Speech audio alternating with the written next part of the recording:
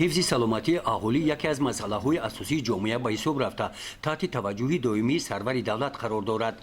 با مساعدت مؤسسه دولتی کمک اولیه طبی سانیتاری در ناحیه وسه با جلب طبیبان و متخصصان مرکز تشکل طرز حیات سالم به دهه کوهستان شرشر دهات بابوشاهیان کاروان سلامتی سفربر گردید.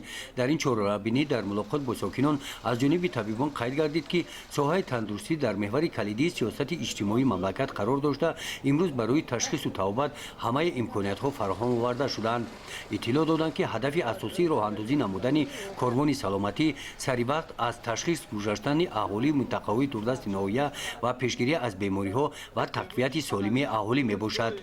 همه زنهای حامله را از معاینه طبی گینکولوژی و اولتراساندو EKG و کودکان را از معاینه دکتر پدیاتر گذرانیم. همشون ما دسترس کردگی برای خلق آماده است. دهه شرشر یکی از دهه‌های کوهستان در حدود ناحیه وسه واقع گشته در این منطقه 54 خوجگی عمر به سر میبرند. شغل اساسی ساکنان ساحه چاره‌داری و غله‌کاری میباشد. در این چاره‌بینی با مقصد پیشگیری بیماری باتولیسم و حمایت حقوق استعمال کنندگان از جانب کارمندان مرکز تشکل طرز حیات سالم با ساکنان ملاقات‌های سودمند انجام داده شدند.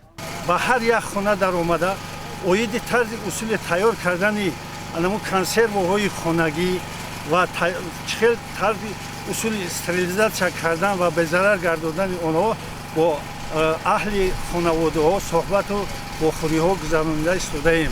از شماره مراجعت کنندگان قسم زیادشان را زنان تشکیل دادند.